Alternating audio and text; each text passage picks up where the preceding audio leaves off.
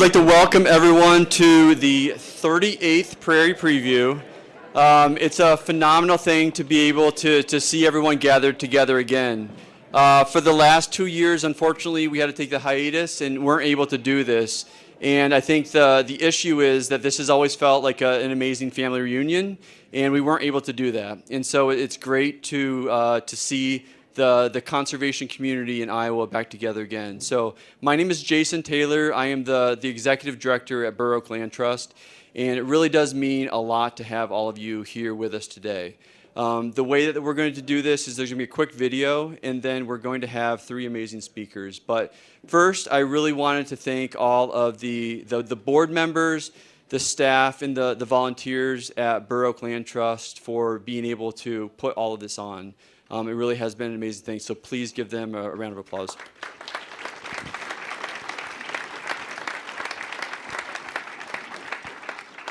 And the individual who actually organized about 99% of this could not be here tonight, and she is our development director, Ashley Hopkins. She put an amazing amount of work into this, but unfortunately she wasn't able to join us. So I really want everyone to recognize the work that she put into it, and the fact that it really took the rest of the team to pull together to make this happen. So a round of applause for Ashley, please.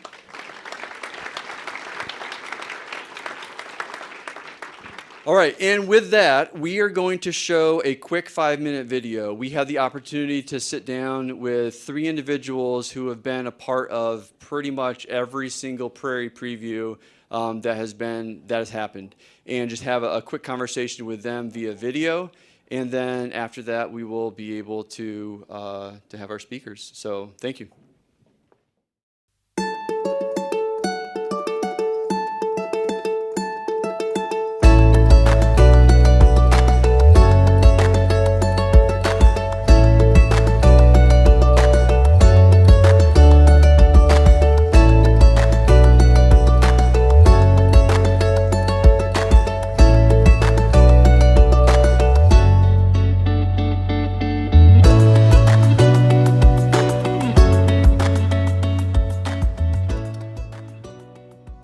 When I look at the list of speakers, it strikes me how Prairie Preview got all of the big names in Iowa. Yes. Dean Rusa, Carl Kurtz spoke several times, Mark Leschke, Dennis Schlicht, Jim Dinsmore.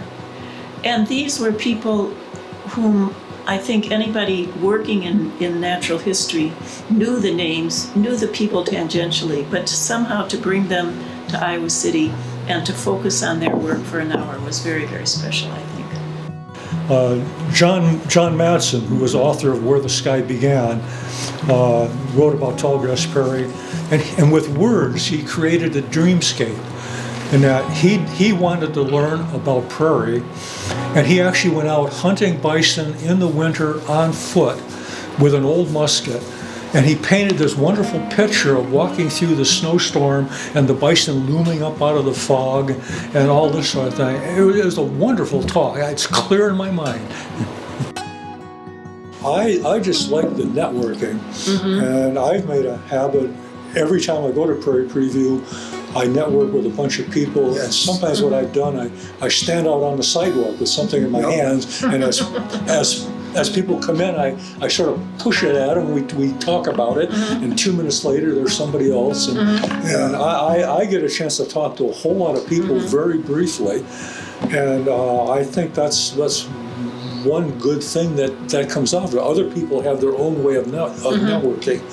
Mine happens to be to push a sample at somebody. I even came with a can of seeds. This is my next project. And I agree with that.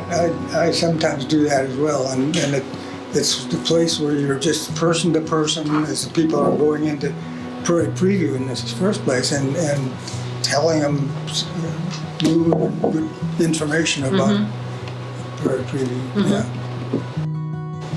So one of the blessings, I would say, of aging is that you realize that there's very little that you actually need in life, and that your remaining years should be spent in giving things away. And that can be money, it can be physical possessions, but it can also be your knowledge and your passion.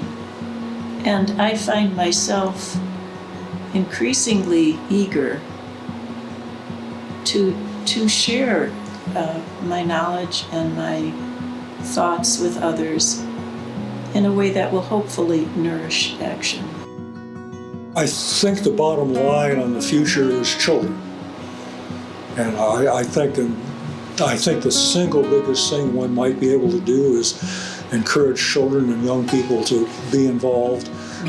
Occasionally, in the past, there have been field days of various kinds, and I think that's one good step. There's probably lots of other things one could do. I've never sat down and made up a list of these things, but that'd be one possibility. I think that Prairie Preview, to date, has founded a tradition of speakers and people who come to present information at the booths. It's a forum for people to give away their information and their love for nature. And I think that's the tradition that's precious and that should be saved. And I think that that's a solid base for Prairie Preview going forward. And so prairies have always meant a lot to me, and I think Prairie Previews have profoundly influenced the whole population in Midwest, and to the fact that we should be preserving prairie, that we should be buying the native prairie and not let it go into cropland. We should be managing prairie. And that's, I think, where we're sort of at today, and I'm very happy with it.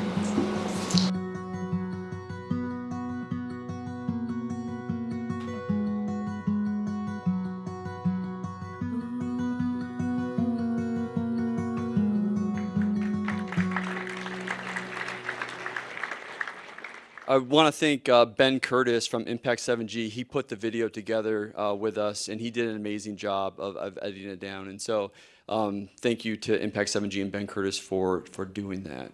Our first speaker tonight is Connie Mutel, and I feel like one of the things with my position, I'm very fortunate because I get to surround myself with these amazing people. And I've known Connie really since I got into conservation, which, you know, for some of you, it's been a whole lifetime. For me, I've known Connie for about 20 years. And we're very fortunate to have her in our community along with our other speakers. But she is not only such an amazing conservationist, she's such a kind person. And she also she not only talks about it, but she does the stuff that she talks about. And her land is amazing, and I always count myself very fortunate because I was part of the original crew that burned on Connie's land for the first time. And if someone's going to trust you, the fact that they let you burn on the land that they have worked so hard on and put so much time in, it really did mean so much to me back then. And every time I go back out to her land, it means even more to me every single time. So I am not going to take any more time up, but Connie, thank you for coming tonight. Thank you for being such an amazing author and for sharing your wisdom with us.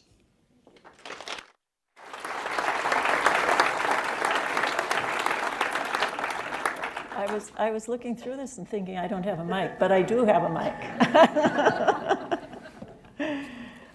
It's really nice to be here. Thank you, everybody, for coming, and I apologize to the people that have to stand up. Can't hear you very well. Really? Oh, is this better? It's good now? Okay, good. I'm going to make a few very quick announcements, and then I'm going to fly through my talk because we have very strict time limits. There are books for sale at the UI Press table outside someplace, and we'll be here. Oh, here. We'll be here. The three of us will be here after the talks to sign books if anybody wants to buy one. I'd like to mention an event on Monday, this coming Monday, at Sidekick Coffee and Books. It's called A Reading and Conversation. We're going to have several of the authors from Tending Iowa's Land come and get together and just discuss ideas. And this will be an open event. I'm told there will be wine served there. And it should be really fun. That's at 7 o'clock this coming Monday, Sidekick Coffee and Books. It's out on Melrose Avenue. And the last thing is to ask you to please hold the applause. That'll give us a few more seconds to talk. So coming to Prairie Preview is really special to me. And Jason, that was a wonderful day. I remember that the first time we burned that land. It wasn't that long ago. It's a celebration of springtime and of sharing smiles and ideas with others who love nature and are working for its perpetuity. And coming to Prairie Preview to give a talk on a new book has been, I can truthfully say, a high point in my life. This is the third time that I've done so. The first in 2008 was for this book, Emerald Horizon. This is a book celebrating what Iowa was in the past and can be again if we care enough about it. A state of ecological resilience and health with native plants, birds, insects, ecosystems in abundance. In 2016, I came again to Prairie Preview to introduce this book, Sugar Creek Chronicle. This is kind of the flip side. This is my book on climate change, but it's also a nature journal that introduces the multiple monstrous heads of climate change amongst my nice nature descriptions. It works, but it took some work to get there. After finishing that difficult book, a welcoming audience here at Prairie Preview was a healing and generous gift. And here I am to introduce my third Prairie Preview book, this new book just out in December or January, Tending Iowa's Land, Pathways to a Sustainable Future. And I'll just call it Tending in this talk. This book uses 4 sections to discuss 4 of Iowa's major environmental problem areas, those with our soils, our water, our climate, and loss of biological diversity. It's the first book we have to look comprehensively at the history of Iowa's natural environment, its current condition, and its predicted future, and to introduce many of the possible solutions for today's problems. Its 30 chapters were written mostly by Iowa scientists who have dedicated their careers to addressing current problems. Tending also includes a dozen essays, stories by regenerative farmers, land and wildlife restorationists, and others who describe safeguarding our land every day through their actions. These essays help keep the book positive and action-oriented. Tending is intended to be a good read for the general public, as well as an introductory text for environmental studies and environmental science students. A science-based Iowa book primer that is inviting and entertaining. I even had a friend say, just one, but it was one. She said that she stayed up late at night reading it. That's the first for me, for any of my books. So that was a nice compliment. Doing this book in a way was easy. As its editor, I located 28 other authors to write chapters and to talk over the book's content and themes. Together we pushed through many difficult stories about what we are continuing to lose in Iowa, and how Iowa, a mere 200 years ago, that's nothing, claimed healthy life in unimaginable abundance and self-perpetuating resilience. That was less than 200 years ago. Working with my 28 authors was a gift. They taught me much about nature in Iowa and its losses, and some shared with me their thoughts about how they felt about these losses. But I didn't anticipate my author's final gift until we started to give book readings together, myself and 3 or 4 of the other authors, in a single event. From the start, many speakers went off text and opened themselves to the audience, venting frustrations and concerns about their subjects. One author shared how he felt when he wrote, "Serious climate change can no longer be avoided. but we still have tools and knowledge to avoid its most severe consequences. How horrible he felt when he wrote that. Another stated that he imagined every morning how he might make nature better for his grandchildren, but he was not hopeful about getting there, about doing that. Several of the authors began their talks with tears in their eyes as they shared comments on our current environmental fragility. At those events, I found something unexpected happening. It was as if a cocoon was melting away and releasing my spirit. Here at last were people, good friends, who were voicing the same angst and frustration that I had felt for years, but had stashed away for fear that it might turn people off or scare others into not facing the problems that I knew we must face and must address. These authors were publicly voicing the realities of our current state of the world and helplessness that I had often felt, but hadn't had the courage to voice myself in public. But here was the thing about these talks. The authors then went on to give stellar presentations about how they were facing these unimaginable problems, and they were doing their best to create a healthier Iowa for their grandkids and for Iowa's millions of other species that live in our soils, our water, and on our land surface. I want to, this is very dangerous when you read a talk. You get the pages out of order. That would be bad. As they talked about their doubts and questions as well as their knowledge, I felt accepted, acknowledged, and affirmed. It was an unusual feeling for me, very unusual. Looking at the enthralled audience, I believed something similar was happening to everyone there.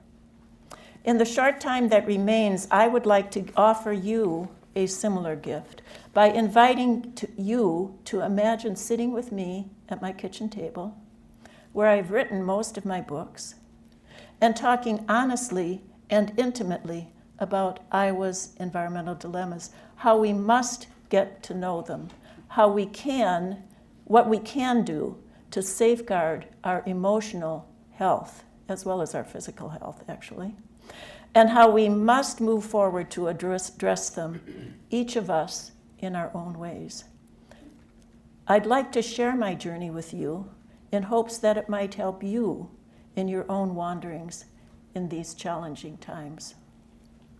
Let's start with a quick look at tending's environmental problems and why they are so unnerving.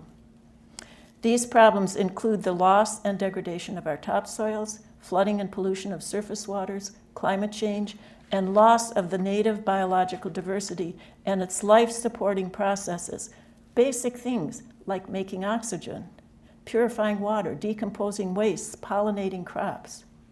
Most of these are consequences, at least in part, of the transformation of Iowa's native prairies into intensely farmed cropland. What unites these diverse disruptions of nature? Well, several things. The problems are real. They have been well documented by scientific research. They are happening now in Iowa. They have been worsening in the last few decades. Several of the problems are reaching tipping points, that means points of no return, and thus our options for dealing with them are shrinking. While we know what to do about these problems, we seem to lack the collective and political will to enact solutions. Current actions are inadequate for reducing problems significantly. The longer we wait, the more difficult the solutions will be. I want to stress that we are living in unique times. I'm using the word correctly. My editor is in the audience right there. She would not let me misuse that word. Humanity has survived many challenges, but never have we changed Earth's very processes and natural systems to a degree that it threatens both human civilization and human survival. Left to their own, current trends can cause famine, intensifying storms, destruction, the loss of millions of life forms, ecological collapse, and more. Coming to grips with these massive problems has not been easy for me. Another person I can refer to is my husband. He's here. He can tell you it hasn't been. I get very depressed about these things. When I write, I need to live a book's content, to feel, sleep with, and dream it 24 hours a day. Doing this for today's ongoing environmental challenges exacted a heavy toll. At times, I couldn't bear the weight of what I was learning. You may recognize the resulting temptations. We ignore what's happening to our natural world. We deny it, discount, dismiss, and misrepresent its consequences. All these are natural human reactions to painful situations. They're ways of protecting ourselves from things we cannot control. But I had learned too much for any of these escapes. Instead, for years, I'll just say that, I vacillated between fear and frustration, angst and anger, depression and despair. With time, those extreme emotions have mellowed into a deep but abiding grief that remains unresolved because the far-reaching results of our environmental problems are not ending. They are only getting more intense. Perhaps some of you have also felt the weight of these feelings when thinking about our environmental future. But thankfully, this story does not end here. At least it hasn't for me. With time, I've learned ways of thinking and acting that raise my spirits and hopes for alternative futures. I have only time to share a few of these tonight. First, I've realized that I am not alone in my concerns. My small efforts join those of millions of others around the world who care passionately about the natural world and are working to implement solutions. My community of caring activists now includes I'm very possessive of my authors, and many of you here tonight. Second, I now think a lot about the positive resolutions for our environmental dilemmas, not just the problems, but what we can do about these. And a few of these form Tending's governing themes. For example, all of Tending's problems are interconnected. A bump to one problem produces a leap in others. Soil loss increases water pollution. Polluted waters increase biodiversity, etc. But this interconnectedness also allows a single action to reduce multiple problems. Increasing native plant diversity, for example, also decreases both water pollution and soil loss and can help address climate change. Tending suggests that multiple problems can be solved by reintegrating native biodiversity back into farming practices for the benefit of both. And finally, I've learned writing techniques that can improve communication about our problems. I believe that we are wired to learn from stories, and so I ask my authors to integrate first-person stories into their chapters. Both of our speakers here tonight, over here, have written beautifully about their memories of growing up on Iowa farms in opposite corners of the state, which is interesting, and how they shaped their adult lives and professions.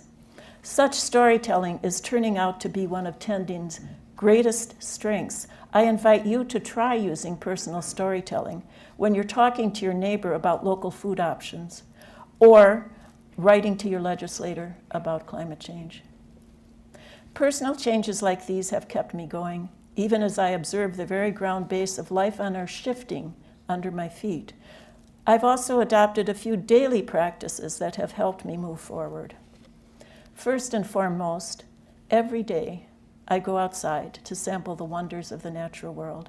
Wandering in the woods and trails beyond my front door, nature still displays miraculous complexities like March's return of the wood ducks and the emergence of snow trilliums. I search these out, relish them, and christen them as sacred, the irreplaceable products of millions of years of evolution to be safeguarded and treasured. Next, I strive to face our problems straight on as best I can and do what I can, which for me means writing. I've come to realize that I cannot rescue the world or humanity, But I need to stay active and engaged, knowing that the time to act is short, and action countermands hopelessness.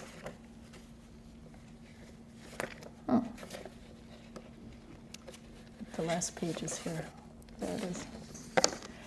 And I am learning to speak out more and to name problems for others. Personal testimony is a strong antidote to the misinformation that's perpetuated sometimes by the news media. Finally, when talking to others, I stress that we do have alternatives to polluted rivers, to decreasing bird life, to intensifying storms. I state with confidence that every choice, every act that we do or don't do makes these problems better or worse, and that we all can and must act, each in our own way. We badly need creative voices defining, explaining, and supporting new directions. All these thoughts and practices for me are encompassed in two critically important terms: hope, staying positive about future possibilities, and vision, always picturing that ideal resilience just beyond our grasp. These are the two anchors of tending Iowa's land, and I believe of any efforts to heal our land. Thus, I asked the last authors in each of the 4 sections of tending to write about their hope-filled visions for our soils, water, climate, and biodiversity. 2 of these authors are here tonight. Larry Weber, the first one, is a professor of civil and environmental engineering at the University of Iowa. He's co-founder of the Iowa Flood Center and the Iowa Nutrient Research Center, and a national leader on water resource issues. He is going to give his vision for Iowa's water. And Tom Rosberg, sitting next to Larry, is a professor at Drake University. He's an active field researcher, gets his students out in the field all the time, and one of Iowa's best natural historians. He's going to give his vision for increasing Iowa's biodiversity. These are 2 of Iowa's best. We're very lucky to have them in our state and to have them here tonight. So we're going to have Larry come up first, please. Thank you.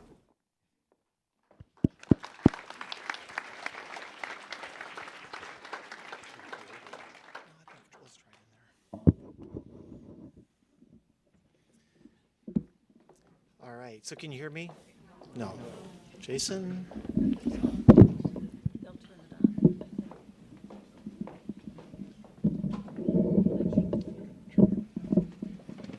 We'll try to make it closer. How's that? Is that better? Awesome. Okay, one last try. I think we've got it now. Okay, fantastic. Well, thank you for the opportunity to speak to you tonight. This is just a real honor for me to be here, and you know, as Connie introduced her experience with Prairie Preview, I'm a relative new kid on the block. I've only been really coming to Prairie Preview for about the last 10 years or so, and you know, through that process, just have had a wonderful opportunity to meet, you know, so many of the giants in our field, in our area here, and so, you know, I just want to, you know, as I'm sitting here, I'm thinking back to, you know, Dick Baker and the chance that we've had to work together a bit, and you know, have people come to my property and have a chance to walk with Lon Drake and with Connie, and you know, and that generation of folks that, you know, have been such an inspiration to so many of us in the environmental movement in Johnson County. It just means a lot to me to be able to speak to you today. And then I think I'm sort of in this transitional generation because there are younger people here. You know, and I'll count Carter and Jason and, you know, some of our staff from the Iowa Flood Center and IHR with Kate and Brianna here tonight. They're the folks that are going to carry this work on for the next, you know, 38 years and beyond that. So it's a real, you know, just wonderful opportunity to speak. I was, you know, both delighted and frightened when Connie asked if I would write a chapter for, you know, the book that she edited on tending, and even more so when she asked me to write the vision section for water. And so it's quite an undertaking, and I really thoroughly enjoyed most of the process. If you've worked with Connie, you know, Connie has a very purposeful and intentional way. And as a science writer, you know, this is not often the way that we write, but it was a real pleasure to think back to the personal vignette that enters the chapter and exits the chapter, and to think a bit more about my upbringing in Northeast Iowa on a small family farm, and how really that experience growing up in the state, working in a very traditional farming experience, how that really has impacted so much of what I still do today. And the roots of my origin, on that small farm, continue in the decision making, that I'm still involved with in all the work that we do in Iowa. I've had the great fortune of being, here at the University of Iowa my entire career. So a 3-degree graduate of the University of Iowa, and the current director of the IHR Hydroscience and Engineering program, the 100-year-old program here on our campus that focuses on water and water resources and hydraulics and hydrology. What a great honor it is for me to serve in that historic institution and to work all across our country and in some places and cases around the world on water-related issues. It's really a meaningful work that we do there, and yet nothing means more to me than the ability to work in our state. And when I became the director in 2004, it was really quite interesting. The dean of the College of Engineering used to sort of joke at that time, that the reputation of the IHR program was proportional to the square of the distance from Iowa City. So nobody knew about it here in Iowa City. Everybody knew about it from around the world, and we had a chance to carry that kind of legacy of high quality research to all corners of the world, working on projects in Abu Dhabi and throughout Europe and South America and the South Pacific and Asia, and yet not really being recognized here in the state. Well, in 1993, we had the major Mississippi River floods that impacted the entire Mississippi River Basin, including the University of Iowa. And it's interesting to think back to that 93 flood, and of course at the time, like Iowans, we rolled up our sleeves and we recovered from that event, and like most people, thought that because it was a 1 in 500 year event, we'd experienced that flood that was going to last the rest of our lifetime. And lo and behold, 15 years later, we had yet another 500-year flood. And I was appointed the director in 2004, and the dean asked me what I wanted to do when I became the director, and I said, well, I want to make IHR more relevant to the state of Iowa. And I was working to try to make some connections with state agencies and folks around the state, and making minimal progress towards that.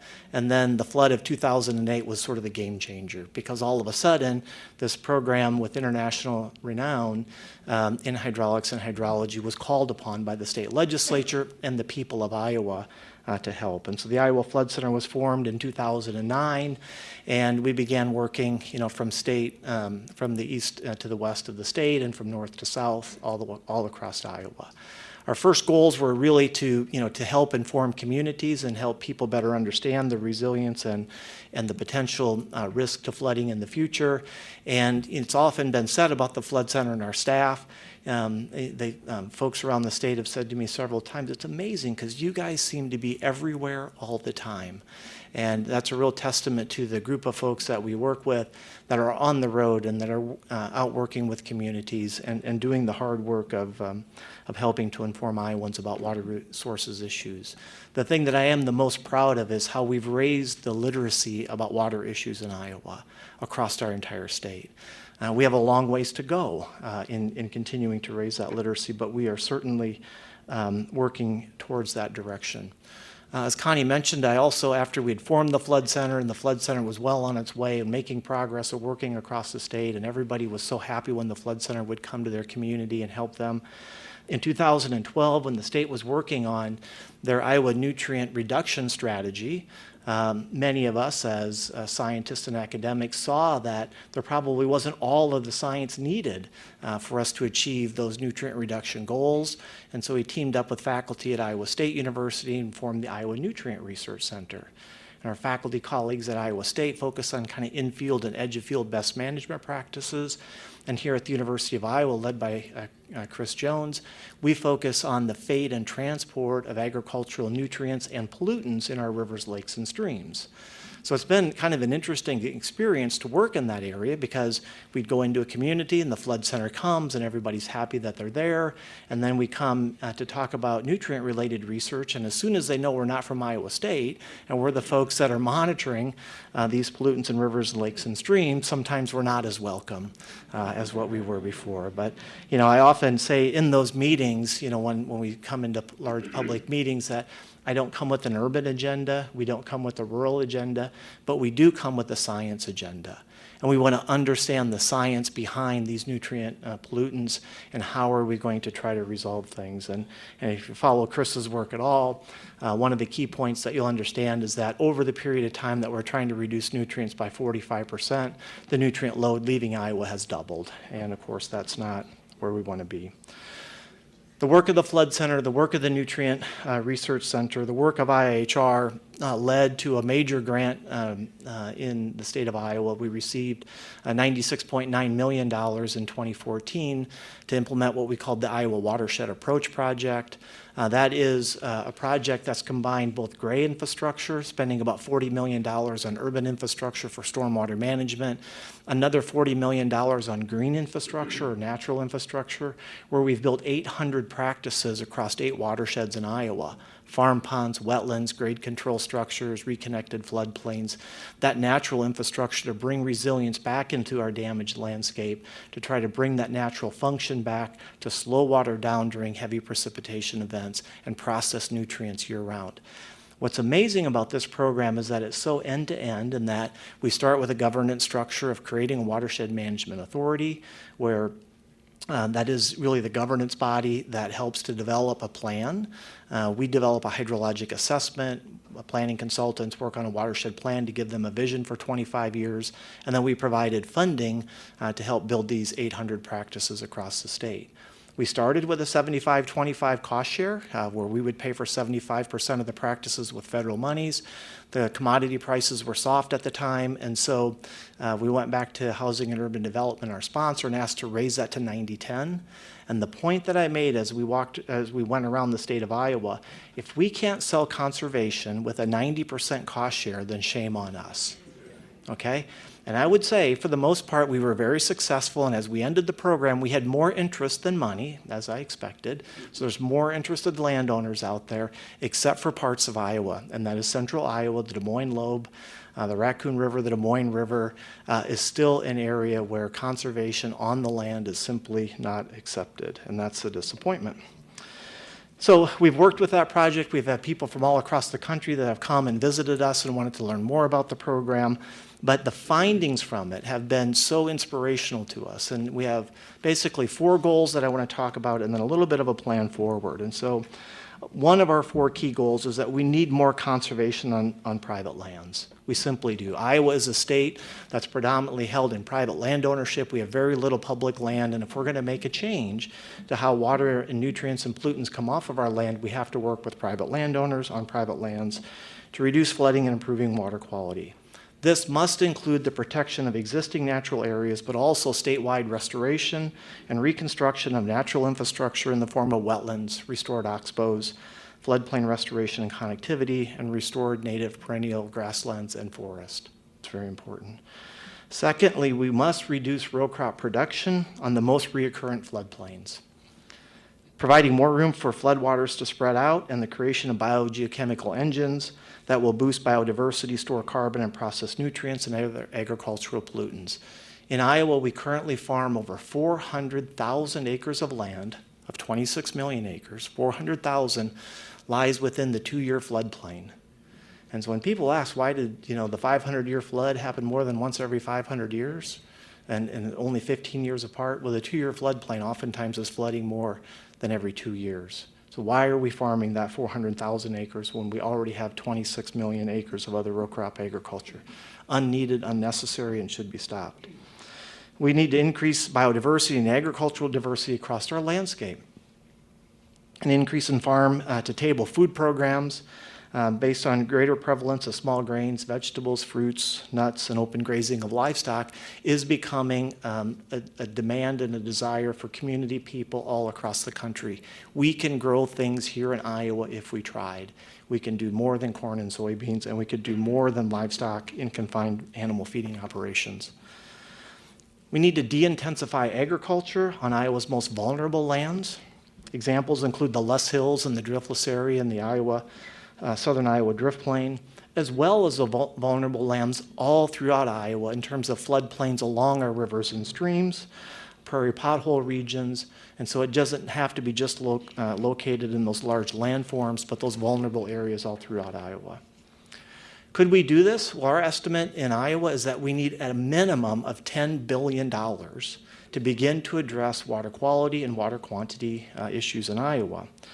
That seems like a lot of money, but if we started with $200 million a year, you divide $200 million into $10 billion, and it's 50. So in 2 generations, with $200 million a year, we could change the way water and pollutants come off of our land.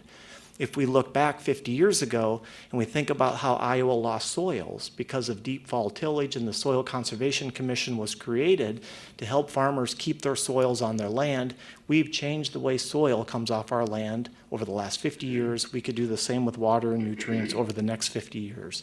We have a mechanism in the state. It's Iowa's Water and Land Legacy. It's been supported by a vast majority of the public, yet our legislature has been unwilling to move forward on implementing the Iowa Water and Land Legacy.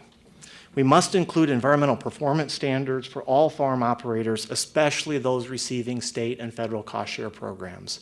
It is unimaginable to provide state and federal cost share to landowners and not require environmental performance standards. So as an example, we spent $8 million on 84 different green infrastructure projects in the Middle Cedar watershed. And we're very proud of every project that we built in that IWA program. Over the same period of time, agricultural producers in that same watershed installed 8,400 miles of agricultural drainage. We are simply not keeping up with the pace of the intensification of agriculture, and we need to do better. Lastly, without changes to federal policy, we will not reverse the trends towards increased flooding and water quality improvement. Simply stated, we will not cost share our way out of this issue. We need to have policy change and regulation that has to come at the federal level. It shouldn't be done just at the state level, because we want our agricultural producers to be competitive in the agricultural marketplace. We need help from our federal policymakers and with the U.S. Department of Agriculture. So with that, I thank you for this opportunity and be happy to take questions at the end.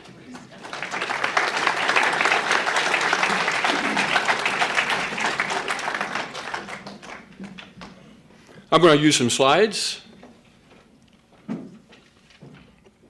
And I think you're going to see that our vision, Larry, and my vision overlap a lot, which kind of makes sense, really, when it comes down to it. I have a script myself here because I know that I have to keep this on time.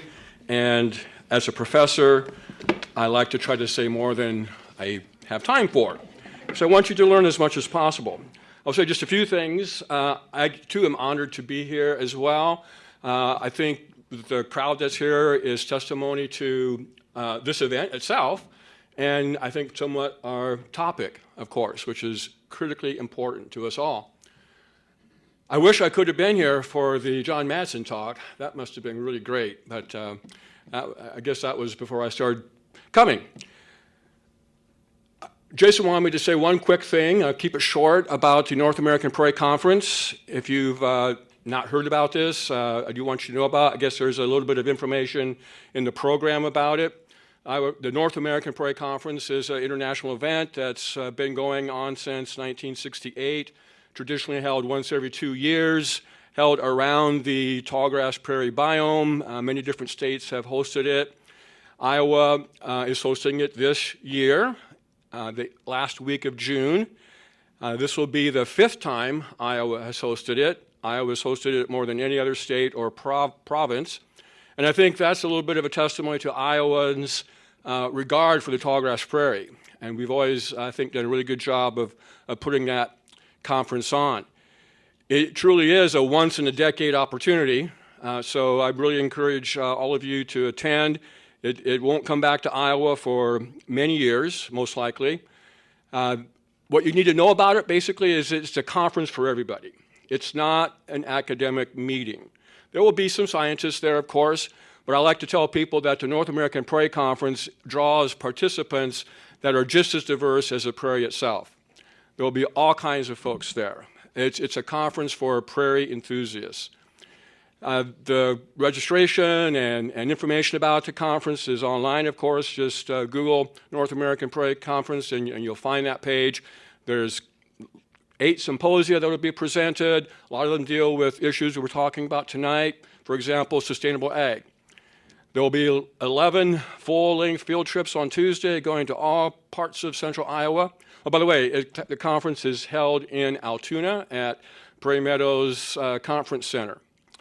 So the field trips are pretty much within probably about a 70-mile radius of Des Moines. Registration, I think, is fairly inexpensive. We've really worked hard. I'm the chair of the planning committee, and we've really worked hard to keep that down. It's just a little over $300 to register for 4 days of everything that's going on. That includes the field trips, the barbecue, the entertainment, and all the meals. So I encourage you again to take a look at that. All right. And again, I could say similar things about Connie as Larry did. I was really honored again to be a part of this project. I too felt a little bit overwhelmed at the time, but looking back now, I can really say that I'm really glad that I was included because I think this is really a very important book for us all. Let's start by looking at the work of E.O. Wilson, one of my heroes and one of the most influential biologists of our time.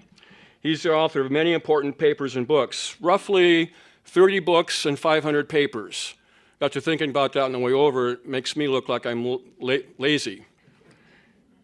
Some of which are shown here, and a champion for the conservation of biodiversity. Half Earth, Our Planet's Fight for Life, published in 2016, is especially poignant and urgent. It is both a proposal and a plea to save our imperiled biosphere by devoting half the surface of the Earth to nature. It offers an ambitious goal that Wilson believes we must strive to meet on behalf of all life. This is what Wilson maintains is necessary to reverse the current threat to global biodiversity, the 6th mass extinction that many biologists agree is real. I hope I don't have to convince you all here in Iowa, native biodiversity has suffered traumatic population declines and in many cases extirpation. We have about 500 species of animals and plants that are on the endangered, threatened, or special concern list. What would you expect with these levels of ecosystem loss?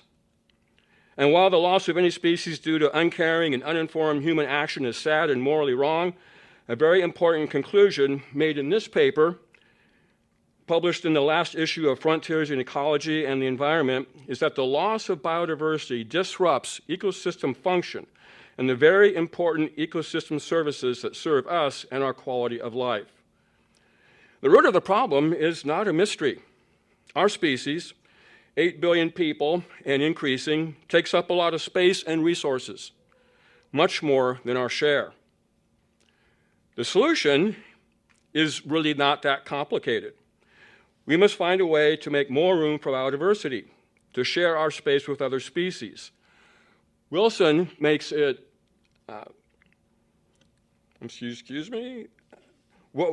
Wilson makes it starkly personal by connecting biodiversity to our own survival.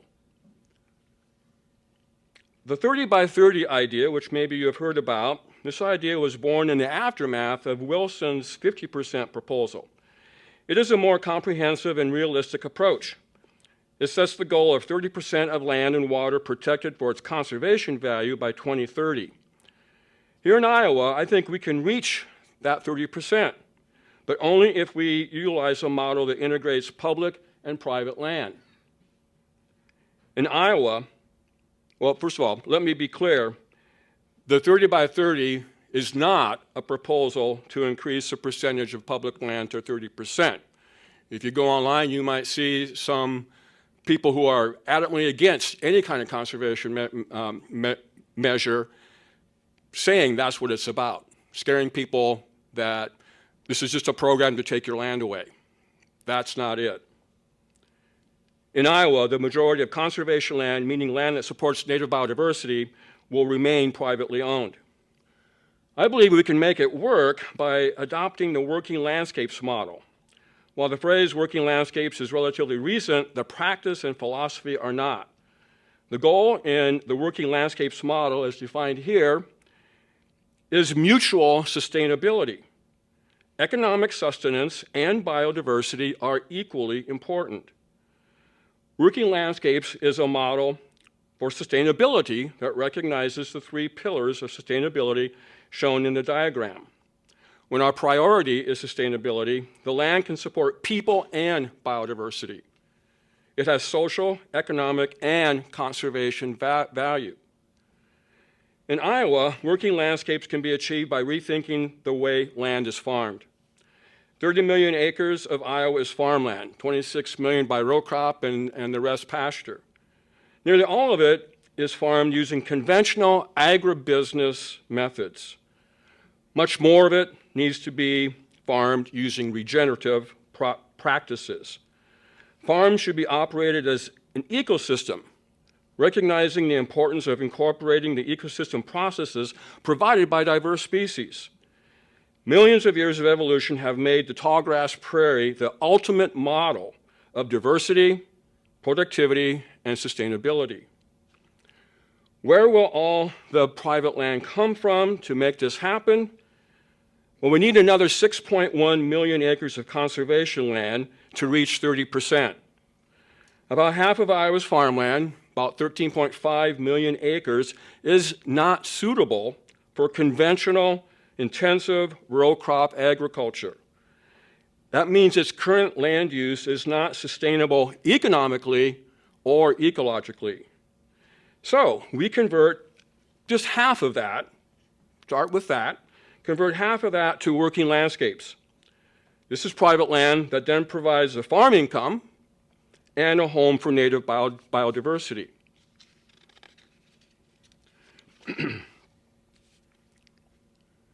So my vision for the future in Iowa, where biodiversity and agriculture are compatible, follows two pathways. First, we must protect every remnant we can find and ensure these priceless examples of nature are protecting as much biodiversity as possible. More dollars are needed for management and inventory. Second, guided by working landscapes, we transform 6.5 million acres of land not suitable for corn and soybeans to prairie, and like the Iowa prairies that fed vast herds of bison and elk, this reconstructed rangeland would easily feed the nearly 1.2 million cattle housed in CAFOs in 2020. That's what more of our landscape needs to look like. The end result in this vision is not only more habitat and space for biodiversity, but also an agricultural system that is finally sustainable.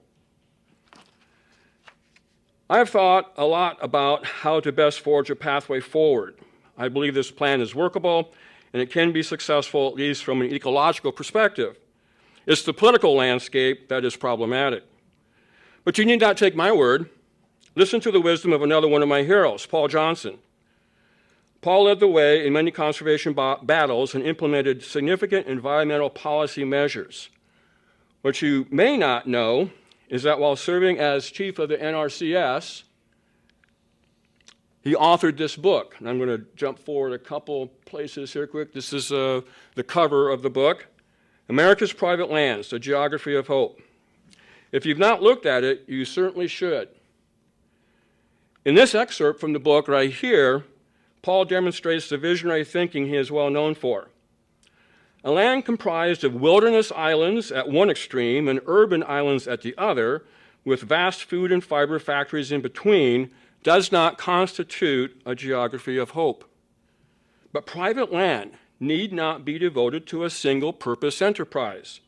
With a broader understanding of land and our place within the landscape, our nation's farms, ranches, and private forests can and do serve the multiple functions that we and all other life depend upon. Paul is describing a working landscape. This is how Iowa can make 30% of its land supportive of native biodiversity. If we can just get 25% of Iowa's farmland transformed to prairies, wetlands, savannas, open woodlands, it will provide rangeland for beef production, a sustainable agricultural economy, and the habitat for native flora and fauna. Iowa was farmed that way. It's the Iowa I knew growing up in the 1950s and 60s. And here's your homework assignment. This is something, of course, that is going to take a massive amount of support for. It's going to take dollars. It's a societal project. The fate of our society depends on this. And so these are roles that everyone, I think, can play. Know where your food comes from. Make choices that support regenerative agriculture. Yes, it may cost you a little bit more, but that's the cost. That's the real cost. And the big problem, and Larry knows as well, with the way agriculture is done now is that all the costs are not being factored in. The environmental costs are not even paid any attention to. They're ignored. We have to factor those in. This is a societal project again, and so landowners will need to be helped. They'll need to be incentivized. They'll need subsidies to help accomplish this. We're talking about planting 6.5 million acres of native ecosystem. We all need to be cognizant, of course, of our carbon footprint and try to reduce it. And finally, on that political landscape, be active and voice your concerns by voting. Always vote. That's all.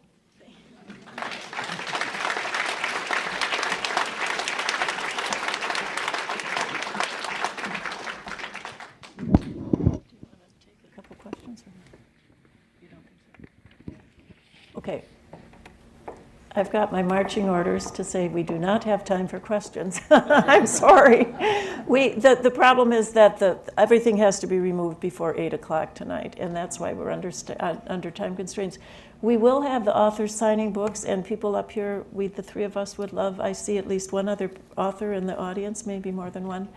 If you others want to come up, we'd love to talk some more about these. These are big ideas. They're in the book. They're discussed in the book. So, yeah, thank you so much for coming.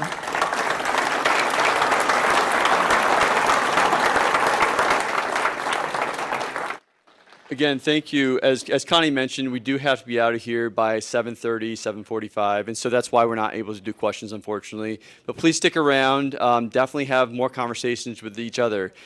This is Bur Oak Land Trust's 45th anniversary, and so we have a number of events throughout the year. We want to see all of you at other events in the community. Keep doing the work that you're doing. You're massive advocates for conservation. We all appreciate that so much. So thank you. It was great to see everyone, and have a great night.